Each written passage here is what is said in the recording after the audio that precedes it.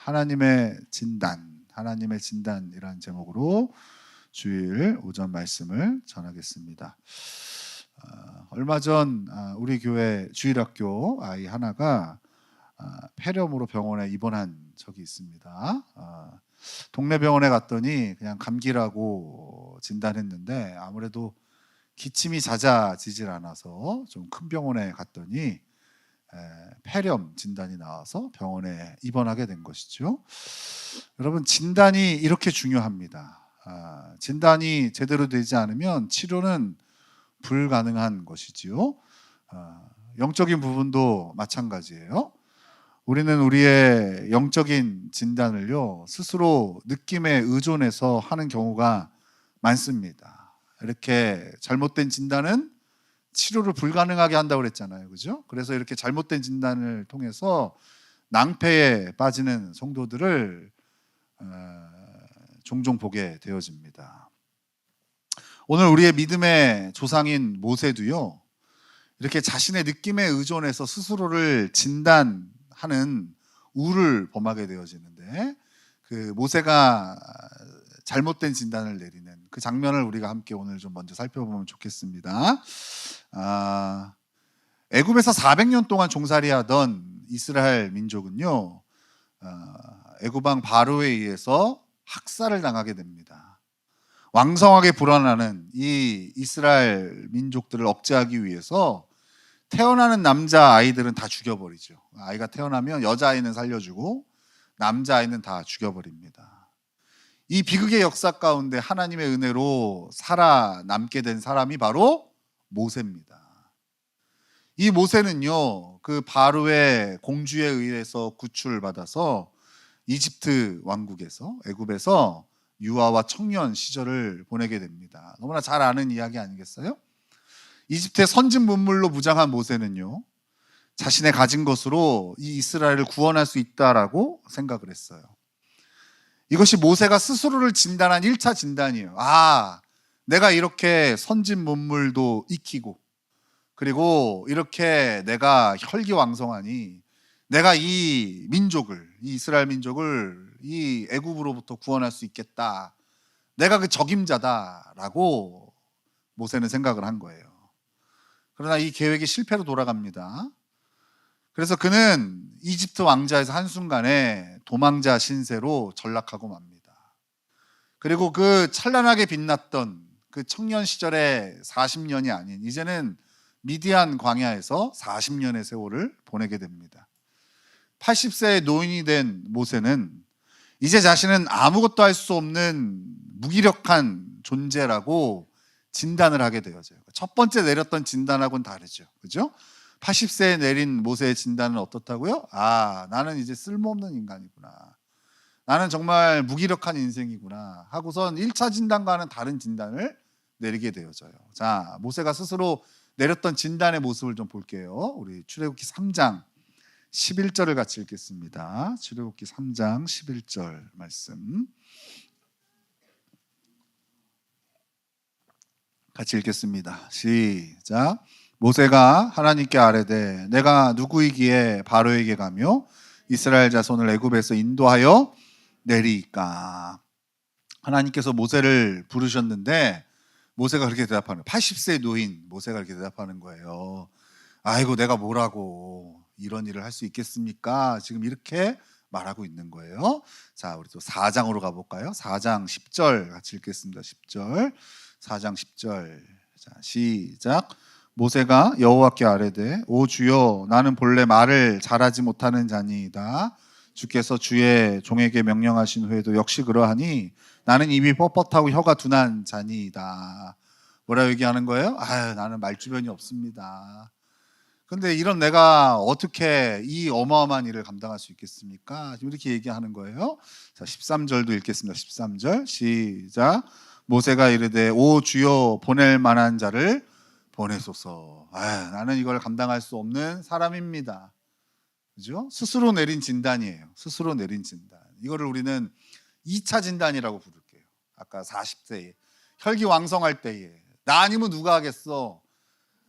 나처럼 능력 있는 사람이 이런 일을 감당할 수 있지. 이렇게 스스로를 능력 있는 자라고 내렸던 것이 1차 진단이라면, 이렇게 자신을 무기력한 존재라고 소개하고 있는 것을 2차 진단으로 우리 한번 보자고요. 모세의 진단을 보면은요, 철저하게 모세는 자신에게 무엇이 있느냐로 그 진단을 내립니다. 처음 40년 동안은 자신이 이집트의 왕자이고 선진학문을 공부하였기에 이스라엘을 구원할 수 있는 능력이 자기에게 있다고 여겼던 거예요. 그러나 그 후 40년 동안은 자신이 도망자이고 혀도 둔한 무기력한 존재이기 때문에 이스라엘을 구원할 능력이 없다고 여기는 거예요. 그러니까 진단은 다르지만 진단의 근거는 똑같아요. 나에게 무엇이 있냐? 내게 어떤 능력이 있냐? 나의 어떠함으로 자신의 상태를 진단하는 것이죠. 오늘날에도 우리는 모세와 비슷한 생각들을 하고 살아갑니다. 젊은이들은 자신의 능력을 과신하여 세상을 잡아먹으려고 합니다. 그죠? 우리 교회도 그런 청년이 있어요. 내가 마음을 안 먹어서 그렇지 마음만 먹으면 못 들어갈 회사가 어디 있겠어? 생각하는 청년들이 있어요. 그냥 나이가 들면 들수록 자신의 초라함에 세상을 등지죠. 그죠? 아이고, 세상에서 나는 이 세상에 적응할 수 없는 인생이야. 나 같은 게 무슨 쓸모가 있겠어? 라고 하면서 나이가 들면서 그 자신감 있던 모습들이 한풀 꺾이게 되어지는 것이죠. 근데 요즘에는요, 이 변화의 시기가 점점 빨라지게 되는 것을 보게 되어져요. 예전에는 한 40 정도의 이런 변화의 포인트가 좀 펼쳐졌다면, 이 1차 진단에서 2차 진단으로 넘어가는 포인트가 한 40 정도였다면, 요즘에는 이 시기가 점점 빨라지고 있습니다. 예전에는요, 여러분, 서울에도요, 강북에 있는 학교에서도 서울대를 꽤 보내던 시절이 있었어요. 물론 강남에 있는 학교들이 훨씬 더 많이 보내지만, 그래도 서울에 있는 학교라면 서울대를 그래도 한두 명씩은 보냈었어요. 그런데 이제는요, 서울의 강북에 있는 학교에서는, 고등학교에서는 서울대를 잘 보내질 못해요. 이게 불과 몇 년 사이에 지금 변화된 모습이에요. 지방은 더 심하겠죠. 그래도 이렇게 시험을 봐서 아주 공부 잘하는 애들을 뽑는 비평준화 고등학교는 좀 다른 얘기겠지만, 그냥 이렇게 평준화된, 가만히 있어도 들어갈 수 있는 이런 학교들, 예를 들어서 제2모 고등학교 같은데, 이런 데에서는요, 서울대를 보낸다는 것은 기적에 가까운 거죠. 그죠? 서울대를 보냈다 그러면은 현리 시내 프랜카드가 붙을 겁니다. 그죠? 누구의 장하다, 누구의 아들, 뭐 서울대 합격해가지고. 요 몇 년간은 본 적이 없는 것 같아요. 이것이 무엇을 의미하는 걸까요, 여러분? 이제는 이 사회가요, 개천에서 용날 수 없는 시대가 되었다는 것을 말해주는 거예요. 부모가 부자면 자식도 부자가 되는 거. 부모가 학벌이 좋으면 자식도 학벌이 좋고, 부모가 권력을 가지면 자식도 권력을 대물림하는 이런 시대가 된 거예요. 그것을 뛰어넘기는 어려운 시대가 되어가고 있다라는 것을 말해주는 거죠. 그러니까 무슨 소리겠어요? 자신의 초라함을 발견하는 시기가 점점 빨라졌다는 거예요. 옛날에는 한 세상에 부딪혀 보다가 40쯤 되어지면 자신의 한계를 발견하고 그 자신감이 한풀 꺾인다면, 이제는 갓 성인이 된 20살 때부터 젊은이들은 자신의 초라함을 직면하게 되는 거예요. 그래서 세상으로 나아가지 못하고 그냥 죽지 못해 살아가는 청년들이 얼마나 많은지 몰라요. 해서 뭐해? 해봤자 안 될 텐데. 나 같은 게 무슨 쓸모가 있겠어? 라고 하면서 그 귀한 젊은 시절을 허비하는 이들이 굉장히 많습니다. 더 절망적인 것은요, 앞으로는 이 시기가 더 빨라질 거라는 것이죠. 이제는 어느 고등학교를 나왔느냐가 아니라 영어 유치원을 나왔냐 안 나왔냐, 그죠? 이런 것들로 벌써 끝나는 거 아니겠어요? 벌써 돈 많은 부모들은 아이들이 어릴 때에 뭐 언어 습득 능력이 좋으니까 어릴 때에 영어 유치원 같은 데를 보내서 이미 우리나라 말과 영어를 잘 할 수 있도록 준비를 시켜 놓는 거죠. 그죠? 우리 흔히 ABCD 알죠? 그죠? 우리는 지금 이런 거 아냐고 물어보고 있는데 거기서는 이미 뭐 외국인과 프리토킹 할 정도로, 그죠? 이렇게 되어지는데 벌써 그 격차를 따라잡기는 어려운 것이죠. 이것이 바로 세상에서 우리에게 내려주는 진단인 거죠. 철저하게 무엇을 가졌고 또 남보다 얼마나 더 가졌느냐로 우리를 평가하는 거예요. 모세처럼 자신이 무엇을 가졌느냐로 진단을 내리는 거죠. 넌 능력도 없고 가진 것도 없으니 아무짝에도 쓸모가 없어 라고 진단을 내리는 거죠. 치열한 경쟁이 심화되면 심화될수록 사회는 우리에게 이러한 진단을 더 확실하게 해주는 것입니다. 세상이 이렇게 진단을 해요. 그리고 우리도 그 진단을 따라가요. 근데 여기서 질문을 해야죠. 그럼 이게 정말 맞는 거냐? 정말 그 진단이 정확한 거냐? 아까 얘기했잖아요. 진단이 정확해야 치료가 가능하다니까요. 아무리 좋은 약이 있어도 진단이 정확하지 않으면 치료는 불가능합니다. 정말로 내가 가진 것이, 즉 나의 어떠함으로 나의 인생을 구분짓고 평가할 수 있냐는 거예요. 세상이 우리에게 들이미는 잣대가 과연 맞냐는 것이죠. 자, 그러면 한번 지금까지 모세의 진단, 세상에서 하는 그 모세 진단을 살펴봤다면, 그럼 이제 우리 눈을 들어서 우리 하나님께서는 우리의 인생을 어떻게 진단하시냐에 대해서 한번 살펴보면 좋을 것 같아요. 하나님은 그렇게 자신의 인생을 절망적으로 평가하고 있는 모세에게 내가 너를 이스라엘을 구원하는 데 사용할 것이다 라고 말씀합니다. 그 장면이 출애굽기 3장 10절에 있어요. 같이 읽겠습니다. 출애굽기 3장 10절 우리 찾아서 같이 읽겠습니다. 자, 같이 읽습니다. 시작. 이제 내가 너를 바로에게 보내어 너에게 내 백성 이스라엘 자손을 애굽에서 인도하여 내게 하리라. 내가 너를 바로에게 보내어 내 백성 이스라엘 자손을 애굽에서 인도하여 내게 할 거다. 누굴 통해서요? 모세를 통해서. 이 하나님의 부르심에 모세는 의심하고 부정을 합니다. 에이, 말도 안 됩니다. 그럴 리가 없습니다. 라고 부정해버려요. 그럼 모세에게 하나님은요, 하나님 자신이 누구이고 또 하나님이 무엇을 행하시는지에 대해서 반복해서 모세에게 말씀해 주십니다. 그 하나님께서 자신을 소개하시는 그 장면을요, 우리 한번 찾아서 읽겠습니다. 출애굽기 3장 6절이에요. 3장 6절. 자, 같이 읽습니다. 시작. 또 이르시되 나는 내 조상의 하나님이니 아브라함의 하나님, 이삭의 하나님, 야곱의 하나님이니라. 하나님께서 자신을 아브라함의 하나님, 이삭의 하나님, 야곱의 하나님이라고 소개하고 있어요.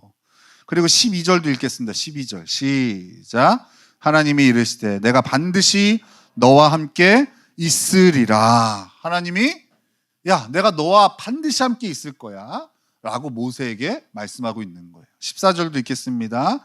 시작. 하나님이 모세에게 이르시되 나는 스스로 있는 자이니라. 이 세상의 모든 것들은 하나님께서 말씀으로 창조하셨지만 하나님은 원래 계셨던 분이에요. 하나님은 누구의 도움이 필요하신 분이 아니세요. 완벽하신 분이고 전능하신 분이세요. 자신을 그렇게 소개하고 있는 거예요. 스스로 있는 자라고. 자, 출애굽기 4장으로 넘어가서요. 4장 11절을 같이 읽겠습니다. 출애굽기 4장 11절이에요. 자, 시작. 여호와께서 그에게 이르시되 누가 사람의 입을 지었느냐? 누가 말 못하는 자나 못 듣는 자나 눈 밝은 자나 맹인이 되게 하였느냐? 나 여호와가 아니냐. 자기가 말 못해서 갈 수 없다라고 하는 모세한테 그렇게 얘기하는 거예요. 하나님께서. 야, 누가 사람의 입을 지었냐? 누가 말 못하는 자나 못 듣는 자나 눈 밝은 자나 맹인이 되게 했냐? 그 내가 한 거다라고 하나님께서 당신의 능력을 말씀해 주세요. 마지막으로 출애굽기 4장 15절입니다. 4장 15절 시작. 너는 그에게 말하고 그의 입에 할 말을 주라. 내가 내 입과 그의 입에 함께 있어서 너희들이 행할 일을 가르치리라. 그 모세를 돕는 자로 그 형 아론을 붙여주시는데 내가 너의 입과 그의 입에 할 말을 내가 주겠다라고 하나님께서 말씀하고 있는 거예요. 여러분, 이 말씀들을 통해서 하나님이 말씀하신 의도를 우리는 발견할 수 있어요. 하나님은 모세에게 모세 자신이 아닌 하나님을 바라보라고 하시는 거예요. 모세의 시야는 온전히 자기에게만 있어요. 내가 뭘 가졌냐 안 가졌냐. 가지면 자신감이 생기고 가진 것이 없으면 낙심에 빠지는 인생이었어요. 근데 그런 모세에게 눈을 들어 하나님을 바라보라고 지금 하나님 말씀하고 계시는 거예요. 즉 모세 자신의 어떠함이 아닌 하나님의 어떠하심에 집중하라고 말씀하는 겁니다. 하나님은 모세가 이렇게 무기력할 수밖에 없는 것이 자신이 아무것도 가지지 않아서가 아니라 하나님을 바라보지 않아서라고 진단하고 있는 거예요. 이 진단이 너무 중요합니다. 모세의 무기력함은 모세를 계속 그렇게 생각하는 거예요. 나는 가진 게 없어서, 힘이 없어서, 나이가 들어서, 병들어서, 말을 할 줄 몰라서 이런 것들을 이유로 찾고 있는데 하나님은 모세의 무기력함이 뭐 때문이라고 얘기하는 거예요? 하나님을 바라보지 않아서, 능력을 주시는 하나님을 바라보지 않아서라고 진단 내리고 있는 거예요. 모세의 인생은 그가 얼마나 가졌느냐로 평가되어지는 것이 아니라 그가 얼마나 하나님을 바라보느냐로 결정되어지는 것이라고 말씀하시는 겁니다. 우리 교회에서도요, 하나님의 진단보다는 모세의 진단으로 살아가는 이들이 많이 있습니다. 자신의 어떠함과 또 자신이 가진 것으로 자신은 실패하고 비참한 인생이라고 규정 짓고 있는 거예요. 이런 이들은 세계 비전, 제자 삼는 사역, 이런 구호들이 사치라고 여겨지는 거예요. 아이고, 나 같은 거에 무슨 세계 비전이야. 하나님 나 같은 걸 사용하시겠어? 이런 절망감 가운데에 교회 안에 머물러 있는 것이죠.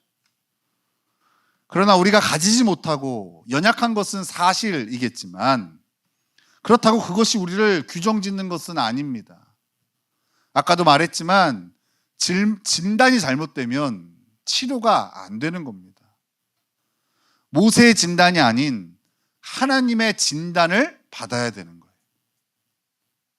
하나님의 어떠하신가, 또 하나님의 행하실 일과 하나님의 행하신 일을 바라보고 믿는 것이 우리 자신의 능력이라면 우리는 절대 실패하거나 능력 없는 인생이 아닌 거죠. 나 자신을 바라보면 별 볼 일 없고 실패한 인생이지만 전능하신 하나님을 바라보고 그 하나님이 나에게 주시는 능력에 집중하면 우리는 별 볼 일 없는 인생이 아니라는 거예요. 어느 진단 앞에 서냐는 것이죠. 근데 많은 이들이 다 모세의 진단 앞에 서 있다. 좀만 가지면 기고만장하고 좀만 잃으면 낙심하고 그 롤러코스터를 타는 그 자리에 서 있는 이들이 많이 있어요. 하나님은 당신을 이렇게 소개하시죠. 스스로 있는 자라고. 세상을 창조하시고 지금도 주관하시는 분이라고. 이스라엘을 애굽에서 건져내신 하나님이라고. 홍해 바다를 가르신 하나님이라고. 병든 자를 고치시고 죽은 자를 살리신 하나님이라고. 그리고 누구의 도움 없이도 모든 것을 행하시는 하나님이라고 우리에게 소개하고 있습니다. 이 하나님을 붙드는 인생이 능력 있는 인생이라고 하나님 진단하시는 거예요. 우리가 가진 건 아무것도 없어도 그 하나님을 붙들면 하나님 그 인생에 이렇게 진단하시는 거예요. 능력 있는 인생, 복된 인생. 우리가 이 하나님의 진단을 붙든다면 우리는 절대 실패하거나 절망에 빠진 인생이 아닌 거예요. 절망이란 단어가 어울리지 않는 인생이 되는 거예요. 우리는 가진 것이 없을 수는 있겠지만 모든 것을 가지신 그 하나님을 붙드는 인생이기 때문에 그렇죠. 우리는 아무 능력이 없을 수도 있겠지만 모든 것을 행하실 수 있는 하나님을 붙드는 인생이기 때문에 그런 것이죠. 모세는 자신의 인생을 실패한 초라한 노인이라고 여겼지만 하나님은 그를 이스라엘을 구원하는 놀라운 주의 종으로 여기셨던 거예요. 같은 인물을 어떻게 바라보느냐. 모세는 자신을 실패한 인생이라고 규정지었지만 하나님은 그를 통하여 이스라엘이 구원받을 거라고 말씀하고 계시는 거예요. 우리 자신을 볼 때 우리는 초라하겠지만 하나님은 그런 우리를 통하여 하나님의 놀라운 일을 행하실 거라고 말씀하시는 거예요. 어느 진단 앞에 설 것이냐, 그것이 그 인생을 결정하는 거예요. 모세가 자신의 어떠함에서 눈을 돌려 하나님의 어떠하심으로 시선을 고정했을 때 그의 인생이 변화됩니다. 나의 어떠함 때문에 핑계대고 변명하고 뒷걸음질치고 무기력하게 서 있던 이 모세가요, 달라지는 거예요. 그 하나님의 진단 앞에 섰을 때에 그 이후로 모세는 달라집니다. 애굽을 탈출한 후 처음 맞이하는 큰 장애물이 홍해바다였어요. 이 절망적인 장애물 홍해바다 앞에서 모든 이스라엘 백성들이요, 그 앞에서 탄식하고 원망하며 그리고 자괴감에 주저앉아 있을 때에 모세가 어떻게 그 장애물 앞에 서 있는지 우리 한번 같이 봅시다. 우리 14장, 출애굽기 14장 13절 14절. 출애굽기 14장 13절 14절.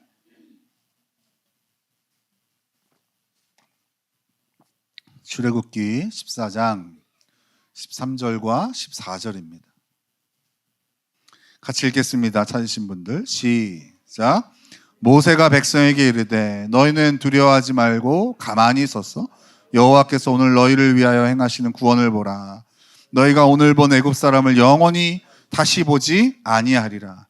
여호와께서 너희를 위하여 싸우시리니 너희는 가만히 있을지니라. 누가 한 말이라고요? 모세가 한 말이잖아요. 모세가. 그죠? 아까 모세는 3, 4장에서 뭐라고 그랬어요? 아이고, 보낼 만한 자를 보내소서. 나는 입이 둔한 자입니다. 사람 잘못 보셨습니다. 이런 말을 하던 모세가요, 지금 14장 같은 인물이에요. 뭐라고 얘기해요? 여호와께서 행하시는 구원을 봐라. 지금 주저앉아 있는 이스라엘 백성들 앞에, 절망에 있는, 낙심해 있는 이스라엘 백성들 앞에서 여호와께서 행하시는 구원을 보라고 말하고 있어요. 여호와께서 너희를 위하여 싸우신다고 말하고 있어요. 같은 인물이라니까요. 어떻게 이런 변화가 있었다고요? 자신이 내린 진단이 아닌 하나님의 진단 앞에 섰을 때에 모세가 달라졌다고요. 어제는 이런 생각을 좀 해봤습니다. 우리 교회에 소망이 있을까? 이런 생각을 해봤어요. 사실 소망은요, 미래에 결정되는 거잖아요. 그죠? 미래에 벌어질 일들로 오늘 우리가 소망을 가질 수 있는 거잖아요. 지금의 다음 세대가 어떠한 모습인가에 달려 있는 것이 소망입니다. 그래서 우리 교회 아이들을 한번 묵상해 봤습니다. 우리 아이들을 가만히 묵상해 보니까요, 먼저 제 입에서 튀어나오는 것이 한숨이었습니다. 명문대에 다니는 아이들도 하나도 없고, 또 이름만 말하면 다 아는 직장에 다니는 아이도 없어요. 예를 들어서 뭐 직장 어디 다니세요? 아, 삼성 다녀요. 그럼 아, 예. 설명이 필요 없잖아요. 직장 어디 다니세요? 아, LG 다녀요. 그럼 오, 좋은 데 다니시구나 하잖아요. 그죠? 직장 어디 다니세요? 그럼 아, 어디 다녀? 어디라고요? 뭐 하는데요? 설명이 필요해. 설명이 필요해. 또 학교에서 공부 잘한다고 소문난 아이도 없어요. 뭐 이런 아이들이 있어. 뭐 학교에서 뭐 여자애들한테 인기가 많다. 뭐 노래를 잘한다, 춤을 잘 추다. 뭐 이런 소문은 들리는데, 야, 학교에서 공부 제일 잘하는데 이런 소식은 들리지 않아요.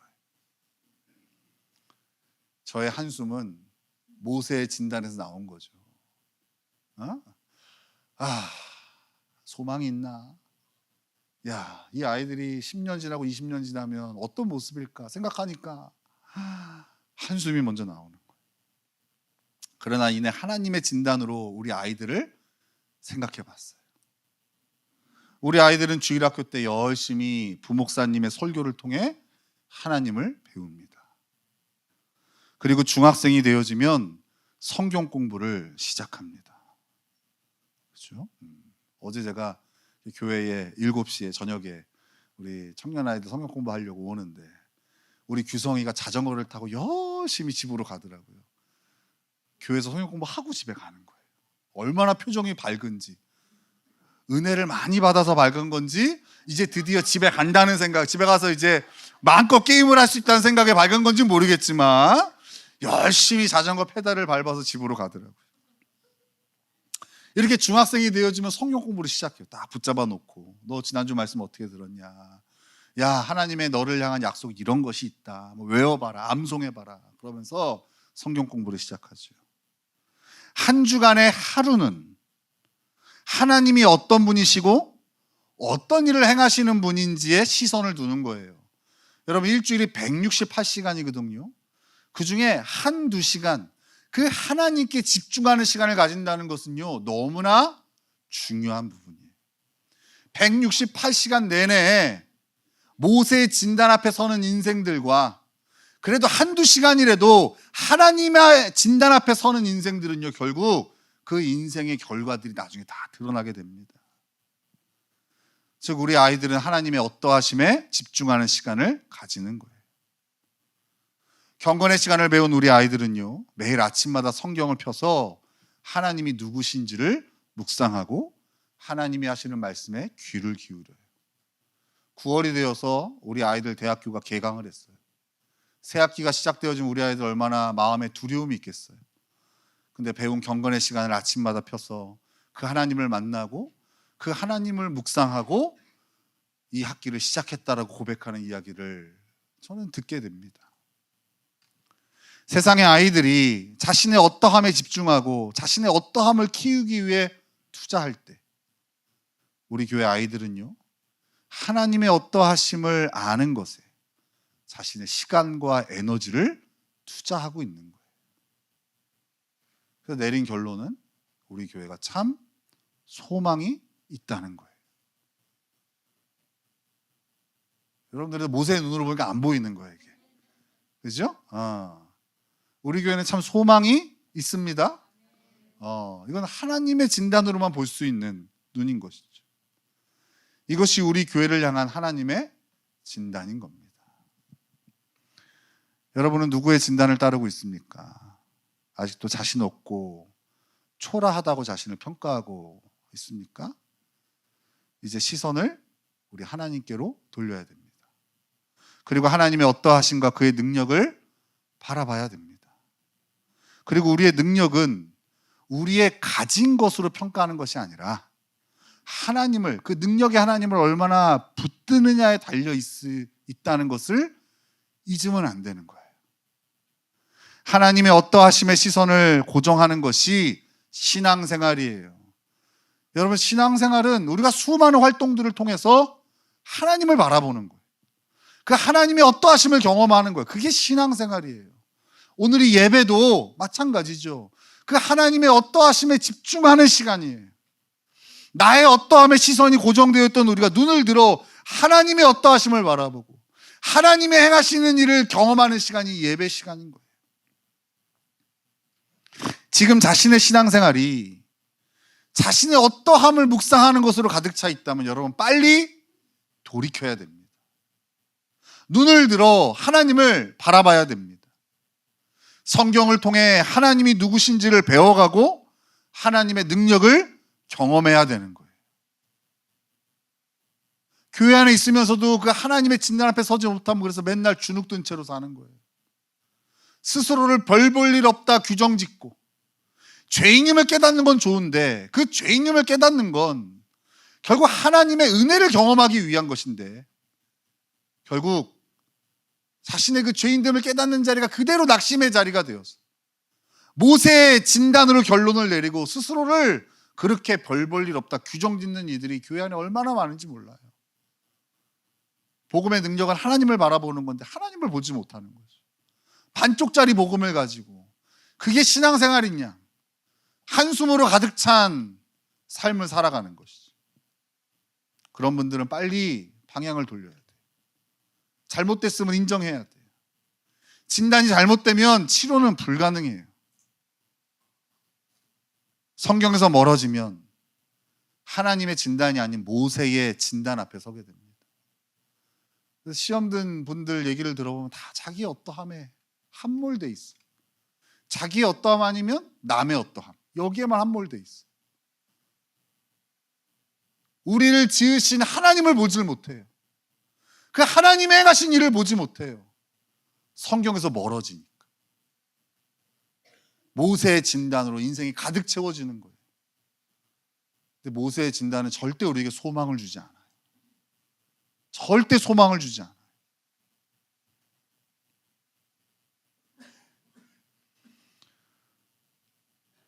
왜곡된 자신을 향한 진단으로 오히려 하나님으로부터 멀어지게 되는 거예요. 태호야, 그죠? 김태호 씨? 김태호 씨? 김태호 씨, 천국입니다. 여기 드디어 도달했습니다. 밤새 뭐 하셨습니까?